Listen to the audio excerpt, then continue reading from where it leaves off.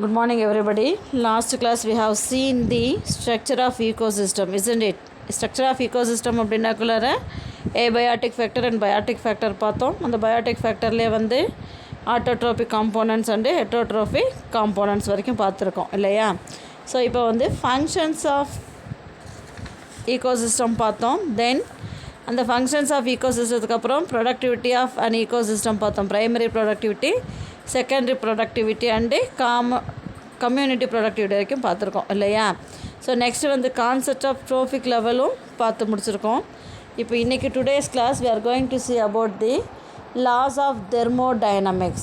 What is that? Laws of thermodynamics. Thermo means what? Heat இல்லையா? Heat அப்படின்னாக்குள்ளார அது without the sunlight plants cannot do anything இல்லையா? the whole world will not do its own work without the sunlight. அதுக்கு thermodynamics அப்படின்றது ஒரு சில விதிகளுக்கு உட்பட்டு இருக்கும். ஓகேவா? The storage and loss of energy in an ecosystem is based on two basic laws of thermodynamics. First laws of thermodynamics and second law of thermodynamics. அதாவது ஒரு எனர்ஜி, அதாவது சோலார் எனர்ஜியை கன்வெர்ட் பண்ணி கெமிக்கல் எனர்ஜியாக இருக்கட்டும் அல்லது ஈகோசிஸ்டமில் எந்த எனர்ஜியாக இருந்தாலும் it will be stored in the ecosystem based on two basic laws of thermodynamics. What are they? First law of energy and as well as second law of thermodynamics. Okay, so first law of thermodynamics அப்படின்றது என்னன்னா, it states that energy can be transmitted from one system to another in various forms. Energy cannot be destroyed or created, but it can be transferred from one form to another. As a result, the quantity of energy present in the universe is constant. அதாவது energy இங்கே வந்து என்ன இருக்கும் அப்படின்னா, transmitted from one system to another in various forms. அதாவது ஒரு tropic லெவலில் இருக்கக்கூடிய எனர்ஜியானது அடுத்த லெவலுக்கு வந்து ட்ரான்ஸ்ஃபர் ஆகுமா ஒழிய அங்கே எந்த இடத்துலையுமே வந்து என்ன ஆகாது, டெஸ்ட்ராய் ஆகாது. இல்லை அதாவது இப்போ ஒரு ப்ரொடியூசர்ஸ்லேருந்து எனர்ஜி வந்து ஃபஸ்ட்டு ட்ரோபிக் லெவல் ஹெர்பிவோர்ஸ்க்கு கன்வெர்ட் ஆகுது அப்படின்னா, ட்ரான்ஸ்ஃபர் ஆகுது அப்படின்னா அந்த இடத்துல எனர்ஜி வந்து டெஸ்ட்ராயும் ஆகாது, க்ரியேட்டும் ஆகாது. It will be transfer from one trophic level to another trophic level. இந்த மாதிரி இருக்கும் பொழுது என்ன ஆகும்? As a result of this the quantity of energy will be present in the universe is constant. அந்த எனர்ஜி லெவல் வந்து ஒரே லெவலில் தான் இருக்கும். வை? பிகாஸ் ப்ரொடியூசர்ஸ் வந்து மோர் அமௌண்ட்டாக இருக்கும், கன்சியூமர் ப்ரைமரி கன்சியூமர் அப்படின்னாக்குள்ளார ப்ரொடியூசரோட ஒரு லெவல் கம்மியாக இருக்கும். அப்போ வந்து அங்கே இருக்கக்கூடிய ப்ரொடியூஸ் பண்ணக்கூடிய energy level will be the same constant in the universe. அதுக்கு எக்ஸாம்பிள் கொடுத்துருக்காங்க பாருங்கள். Photosynthesis the product of stars, அதாவது கெமிக்கல் எனர்ஜி வந்து formed by the combination of reactions. நம்மளுக்கு தெரியும் ஃபோட்டோசிந்தசிஸ்னால் என்ன அப்படின்னு. ஸோ அந்த energy stored in the starch is acquired from the external sources and so there is no gain or loss in total energy. Here light energy is converted into chemical energy. So இந்த photosynthesis ப்ராசஸில் என்ன ஆகுது அப்படின்னா, by the carbon dioxide water மூலமாக வந்து என்ன ஆகும் அப்படின்னா, லைட் எனர்ஜி கெமிக்கல் எனர்ஜியாக கன்வெர்ட் தான் ஆகும் இல்லையே, எந்த விதத்துலேயும் லாஸ் ஆகாது. ஓகேவா? ஸோ அதுதான் வந்து என்னது first law of thermodynamics. Next வந்து second law of thermodynamics. Second law of thermodynamics அப்படின்னாக்குள்ளார it states that energy transformation results in the reduction of the free energy of system. Usually energy transformation cannot be 100% efficient as energy is transferred from one organism to another in the form of food. A portion of its stored energy is living tissues, whereas a large part of energy is dissipated as heat through respiration. The transfer of energy is irreversible natural process. Example 10%. அதாவது இந்த இடத்துல second law of thermodynamics வந்து transfer of energy is irreversible. அதாவது some amount of energy will be consumed by the one trophic level to another trophic level. Okay, so ஒரு ஆர்கானிசம்லேருந்து இன்னொரு ஆர்கானிசம்க்கு வந்து ஒரு ஃபார்மேஷன் போகும் பொழுது அது வந்து என்னது ஃபுட்டாவோ அல்லது ரெஸ்பிரேஷன் மூலமாகவோ போகும் இல்லையா? அந்த மாதிரி போகும் பொழுது ஒரு ட்ராபிக் லெவல்லேருந்து எனர்ஜி வந்து அடுத்த ட்ராபிக் லெவலுக்கு போகும்போது ஒரு certain amount of energy will be consumed. So that is the irreversible natural ப்ராசஸாக இருக்கும். ஓகேவா? ஸோ 10% லா அப்படின்றது என்னென்னா, this law was proposed by Lindeman in 1942. So Lindeman அப்படின்ற ஒரு 1942 it states that during transfer of food energy from one trophic level to other, only about 10% stored at every level and rest of the 90% is lost in respiration. So இதுதான் வந்து trophic level அப்படின்னா நம்மளுக்கு தெரியும் இல்லையா, producer, consumer, primary, இதுதான் அந்த pyramid ஃபார்மில் இருக்கும். ஸோ இந்த எனர்ஜி வந்து ஒரு ட்ரோபிக் லெவல்லேருந்து இன்னொரு ட்ரோபிக் லெவலுக்கு வந்து ட்ரான்ஸ்ஃபர் ஆகும் பொழுது 10% எனர்ஜி மட்டும்தான் ஸ்டோர் ஆகிக்கும். ரிமைனிங் 90% எனர்ஜி வந்து ரெஸ்பிரேஷன் மூலமாக லாஸ் ஆயிரும் அப்படின்றாங்க. அதுதான் வந்து என்னது 10% லா அப்படின்னு சொல்கிறாங்க. ஓகேவா? Decomposition and in the form of heat. Hence the law is called 10% law. Example, it is shown that the 1000 joules of solar energy trapped by producers, 100 joules of energy stored as chemical energy through photosynthesis. The remaining 900 joules would be lost in the environment. In the next trophic level, herbivores which feed on producers get only 10 joules of energy and the remaining 90 joules is lost in the environment. Likewise, in the next trophic level, carnivores which eat herbivores store only 1 joule of energy and the remaining 9 joules is dissipated. Finally, the carnivores are eaten by tertiary consumers which store only 0.1 joule of energy and the remaining 0.9 joule is lost in the environment. Thus, at the successive trophic level, only 10% energy is stored. இங்கே பாருங்கள், இங்கே வந்து உங்களுக்கு 10% லா கொடுத்துருக்காங்க. இது வந்து என்னது producers. So ப்ரொடியூசர்ஸில் வந்து எவ்வளோ இருக்குது அப்படின்னா 1000% of energy will be produced in the first trophic level. So அந்த ஃபஸ்ட் ட்ரோபிக் லெவல்லேருந்து energy will be transfer to the second trophic level, that means herbivores. அப்போ என்ன ஆகும் அப்படின்னா அங்கே வந்து 100 joules of 90% joules of energy will be lost. இப்போ அங்கே வந்து எவ்வளோ பர்சன்டேஜ் ஆஃப் எனர்ஜி ஸ்டோர் ஆகிருக்கு? 10% ஸ்டோர் ஆகிருக்கு. ஸோ அந்த லெவல்லேருந்து ஃபஸ்ட்டு கார்னிவருக்கு மாறும்பொழுது என்ன ஆகும்? 1%. தென் அங்கேருந்து அடுத்த லெவலுக்கு போகும்பொழுது 0.1%. அதுக்கு அடுத்த லெவல் போகும்போது 0.01. இந்த மாதிரி ஒரு ட்ரோபிக் லெவல்லேருந்து இன்னொரு ட்ரோபிக் லெவலுக்கு வந்து எனர்ஜி ட்ரான்ஸ்ஃபர் ஆகும் பொழுது 10% of energy will be stored in that particular trophic level. Remaining 90% of energy will be utilized by the other metabolic activity like respiration or decomposition and in the form of heat. ஓகேவா? So that the law is called a 10% law. ஓகேவா? இந்த 10% law வந்து ஒரு 5 mark கொஸ்டின்ஸ்லேயே கேட்பாங்க. ஓகேவா? Next வந்து food chain.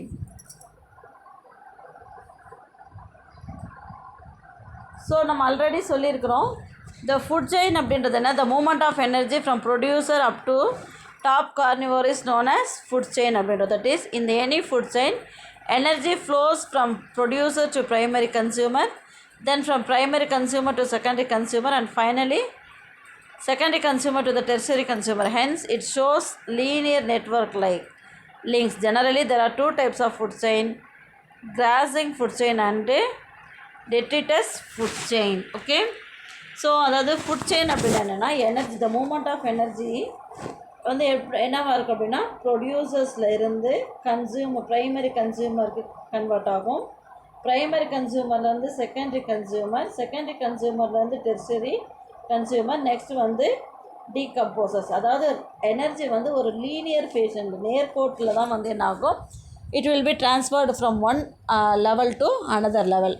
அதுதான் வந்து என்னது ஃபுட் செயின் அப்படின்றது எப்போயுமே ஒரு நேர்கோட்டில் இருக்கக்கூடியது, லீனியர் ஃபேஷனில் தான் வந்து என்ன ஆகும், it will be transferred energy from one level to another level.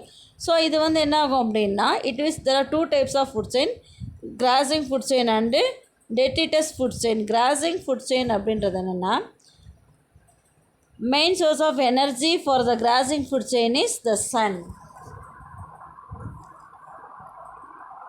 So இந்த crossing food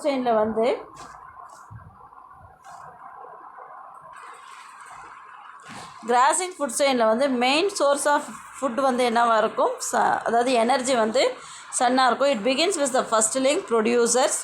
the second link in the food chain is primary consumer which get their food from producers.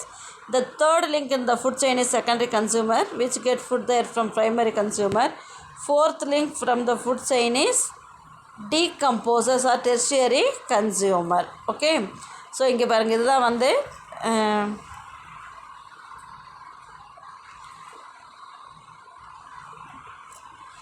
இதுதான் வந்து producers. Cross அப்படின்றது வந்து producers. அங்கேருந்து energy வந்து என்ன ஆகுது, primary consumers will be consumed energy from the producers.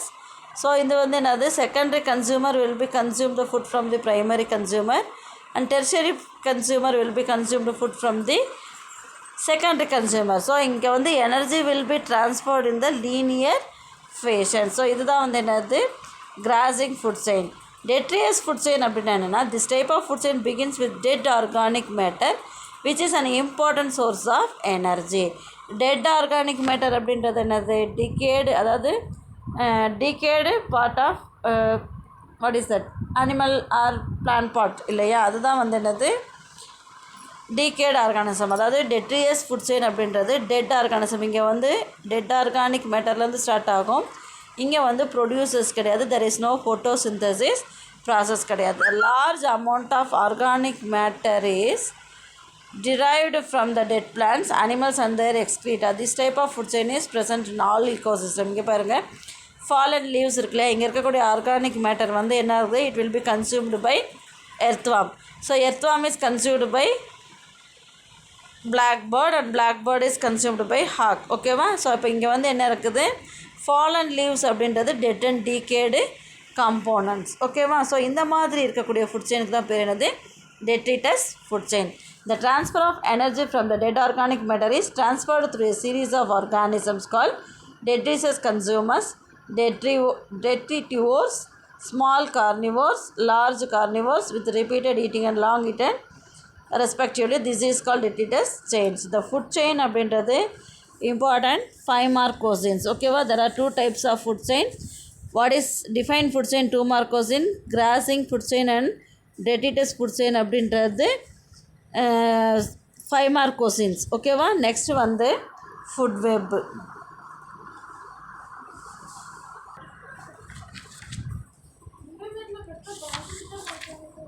Food web அப்படின்றது என்னென்னா, interlinked food chains are called food web. இங்கே வந்து producers may be the same thing but the many food chains interlinked. அதாவது grass producer அப்படின்றது என்னது, plants, that will be eaten by the grasshopper or இங்கே வந்து பாருங்கள் producers இருக்கு இல்லையா, இந்த ப்ரொடியூசர்ஸ் வந்து grasshopper, that will be eaten by the lizard, that lizards will be eaten by the hawk. இது ஒரு food chain. Then green leaves eaten by the rabbit, then rabbit it will be eaten by the eagle after its death. அதே மாதிரி மவுஸை வந்து snake, இது வந்து என்னது, இது ஒரு ஃபுட் செயின். இந்த மாதிரி many food chains interlinked to form the food web. Okay, so அதுதான் வந்து என்னது ஃபுட் வெப் அப்படின்றோம். தென் ஸோ எக்ஸாம்பிள் பாருங்கள், in a grazing food chain, the grassland, the absence of rabbit, a mouse may be eat food grains. The mouse is in turns may be eaten directly by hawk or by snake, and the snake may be directly eaten by the hawks. So interlinked food chains are called food web. So in the significance of food web அப்படின்றது,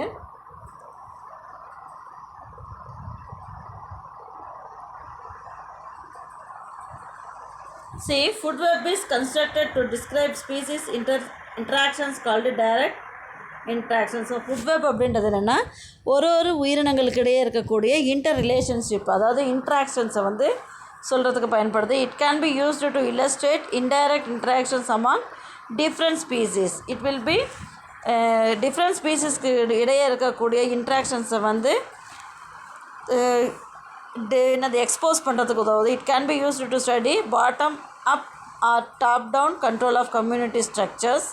It can be used to reveal different patterns of energy transfer in terrestrial and aquatic ecosystem. So இது வந்து என்னது, many food chains வந்து எப்படி ஒரு energy will be transferred from one trophic level to another trophic level, how it will be interlinked அப்படின்றத சொல்கிறதுக்கு தான் பயன்படக்கூடியது ஃபுட் வெப். ஓகேவா? நெக்ஸ்ட்டு வந்து ஈக்காலஜிக்கல் பிரமிட். எப்பயுமே இந்த ஃபுட் செயின் ஈக்காலஜிக்கல் பிரமிட் அப்படின்னக்குள்ளார அந்த trophic level will be in the upright பிரமிடாக தான் இருக்கும். What is that? அப்ரைட் அப்படின்னா கீழிருந்து மேல் நோக்கி நகரக்கூடியதாக தான் இருக்கும். அதாவது ப்ரொடியூசர்ஸ் அப்படின்றது மோர் அமௌண்ட் இருக்கும். That will be in the base of the ecological pyramid. Graphic representation of the trophic structure and function at successive trophic levels of an ecosystem is called ecological pyramid. The concept of ecological pyramid was introduced by Charles Elton. Thus, they are also called as Eltonian pyramids. See, ecological pyramid அப்படின்றது it's nothing but so இந்த தான் வந்து என்னது ecological pyramid. இதை முதல்ல introduce பண்ணது யார்? Charles எல்டோன். இந்த சார்லஸ் எல்டோன் இன்ட்ரடியூஸ் பண்ணனால இதுக்கு என்ன பேர்? எல்டோனியன் பிரமிட்ஸ் அப்படின்னு பேர். அதாவது அதாவது கிராஃபிக்கல் ரீப்ரசன்டேஷன்ஸாக இருக்கும். இங்கே வந்து T1 அப்படின்றது வந்து ப்ரொடியூசர்ஸ், T2 அப்படின்றது இது வந்து ப்ரொடியூசர்ஸ், இது வந்து ப்ரைமரி கன்சியூமர், இது வந்து செகண்டரி கன்சியூமர், இது வந்து டெர்ஷியரி கன்சியூமர். ஓகேவா? எப்படி ஃபுட் செயின் வந்து ஒரு லீனியர் ஃபேஷனில் இருக்கோ அதே மாதிரி தான் இது வந்து பிரமிட் ஃபார்மேஷன்ஸில் இருக்கக்கூடியது. ஸோ இங்கே வந்து ப்ரைமரி கன்சியூமர் அப்படின்றது ஹெர்பிவோர்ஸ், செகண்டரி கன்சியூமர் அப்படின்றது கார்னிவோர்ஸ், டெர்ஷியர் கன்சியூமர் அப்படின்றது it may be omnivores or decomposers. Okay, so இது வந்து ஒவ்வொரு ஈகோசிஸ்டம்க்கும் தனித்தனியாக உங்களுக்கு கொடுத்துருக்குறாங்க. ஃபஸ்ட்டு டயக்ராம் பாருங்கள். உங்களுக்கு ஃபஸ்ட்டில் வந்து பிரமிட்ஸ் ஆஃப் நம்ம individual per unit area and different types of ecosystem, grassland ecosystem கொடுத்துருக்காங்க. இங்கே வந்து this is call grassland ecosystem. இங்கே வந்து என்ன இருக்குது அப்படின்னா, ஸோ கிராஸ்லேண்ட் ஈகோசிஸ்டமில் வந்து ஃபஸ்ட்டு ப்ரொடியூசர்ஸ் வந்து கிராஸ் இல்லையா?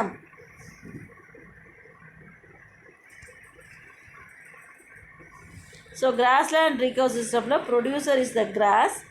தென் ப்ரைமரி கன்சியூமர் அப்படின்றது herbivores. The organism which can eat plants are called herbivores. அதே மாதிரி செகண்டரி கன்சியூமர் அப்படின்றது செகண்டரி கன்சியூமர் அப்படின்றது இங்கே வந்து carnivores. The organism which can eat the plant eating animals are called carnivores அப்படின்றோம் இல்லையா? அதே மாதிரி லாஸ்ட் இருக்கக்கூடியது டெர்ஷியரி கன்சியூமர். நெக்ஸ்ட் வந்து உங்களுக்கு கொடுத்துருக்கிறது பார்த்திங்க அப்படின்னா ட்ரோபிக் லெவலில் வந்து கிராஸ்லேண்ட் ஈகோசிஸ்டம், பாண்ட் ஈகோசிஸ்டம் கொடுத்துருக்காங்க. பாண்ட் ஈகோசிஸ்டமில் வந்து ப்ரொடியூசர்ஸ் என்னவா இருக்கும் அப்படின்னா பைட்டோ பிளாங்க்டான். அங்கேயும் வந்து பிளான்ஸ் தான் இருக்கும். பைட்டோ பிளாங்க்டான் அப்படின்றது என்னது? மைக்ரோ ஆர்கானிசம், ஆல்கேஸ் இருக்கு இல்லையா? அதுதான் வந்து பைட்டோ பிளாங்க்டான் அப்படின்னா. அந்த பைட்டோ பிளாங்க்டானை ஈட் பண்ணக்கூடியது வந்து என்னது? ப்ரைமரி கன்சியூமர் வந்து ஃபிஷ்ஷு, ஸ்மால் ஃபிஷ்ஷாக இருக்கும். அந்த ஸ்மால் ஃபிஷ்ஷை ஈட் பண்ணக்கூடிய செகண்டரி கன்சியூமர் வந்து லார்ஜ் ஃபிஷ். தென் டெர்ஷியரி கன்சியூமர் வேல் லைக்கான ஆர்கானிசம். இது வந்து என்னது? Bond ecosystem. இது வந்து என்ன? ஓகே, இது வந்து ஸ்பிண்டில் ஷேப்பில் இருக்கக்கூடிய ஈகோசிஸ்டம். நெக்ஸ்ட்டு வந்து கிராஸ்லேண்ட் ஈகோசிஸ்டம், பாண்ட் ஈகோசிஸ்டம் எல்லாமே எப்படி இருக்கும் அப்படின்னா அப்ரைட் டைரக்ஷன்ஸில் இருக்கும். அதாவது கீழிருந்து மேல் நோக்கி போகக்கூடியதாக இருக்கும். அதாவது graphical representation of the number of organisms present at each successive trophic level in an ecosystem is called pyramids of number. Then the grassland ecosystem and pond ecosystem are always in the upright directions. Then forest ecosystem அப்படின்னு பார்த்தீங்க அப்படின்னா pyramid of number in somewhat different in shape. இந்த forest ecosystem என்ன ஷேப்பில் இருக்கும் அப்படின்னா spindle ஷேப்பில் இருக்கக்கூடியது. ஸோ இதுதான் வந்து என்னது? Forest ecosystem. ஸோ இந்த ஃபாரஸ்ட் ஈகோசிஸ்டம் இதுதான் வந்து என்னது? Forest ecosystem. இது என்ன ஷேப்பில் இருக்குது அப்படின்னா ஸ்பிண்டில் ஷேப்பில் இருக்குது. அதாவது why it is in spindle shape அப்படின்றதுக்குள்ள இங்கே வந்து என்னது? Because the base of the pyramid occupies large sized trees. இங்கே வந்து என்ன இருக்கும் அப்படின்னா ஃபாரஸ்ட்டில் என்ன இருக்கும்? அதிக அளவில் லார்ஜ் சைஸ் ட்ரீ ப்ரொடியூசர்ஸ் வந்து மோர் இன் அமௌண்ட்டாக இருக்கும். ஓகேவா? Then which are lesser in number pyramid large size trees.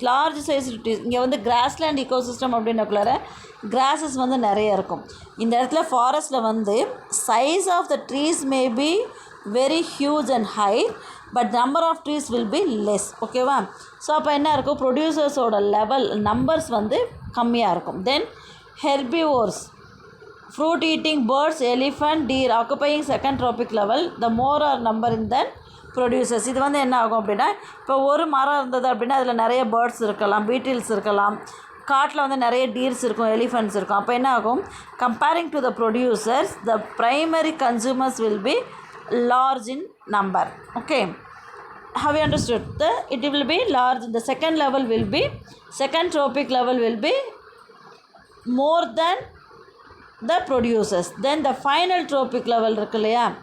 அதே மாதிரி the tertiary consumers are lesser in number than the secondary consumer. The tertiary consumer அப்படின்னாக்குள்ளார இப்போ இங்கே வந்துட்டு secondary consumer ப்ரைமரி கன்சியூமர் தான் வந்து லார்ஜ் நம்பராக இருக்கும்.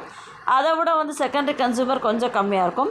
இந்த டெர்ஷியரி கன்சியூமர் அப்படின்னக்குள்ளார என்ன இருக்கும் அப்படின்னா that will be very less then நம்பராக இருக்கும்.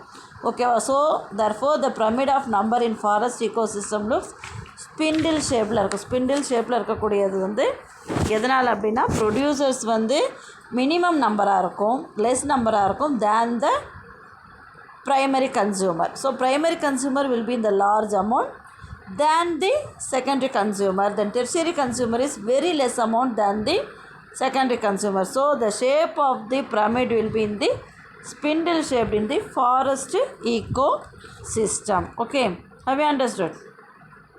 Next, the pyramid of number in a parasitic ecosystem. Parasitic ecosystem அப்படின்றது, so this is called parasitic ecosystem.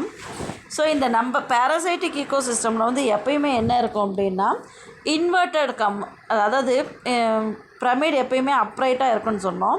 இந்த இடத்துல மட்டும் எப்படி இருக்குது அப்படின்னா இன்வெர்ட்டடாக இருக்குது. இன்வெர்ட்டட் அப்படின்னா என்ன? தலைகீழாக இருக்குது. அதாவது parasitic organisms வந்து parasitic ecosystem always inverted because it starts with a single tree. இங்கே வந்து என்ன இருக்கும் அப்படின்னா ப்ரொடியூசர்ஸ் வந்து ஒரே ஒரு ட்ரீ இருக்கும். அதாவது ஒரு சிங்கிள் ட்ரீ இருக்கும்.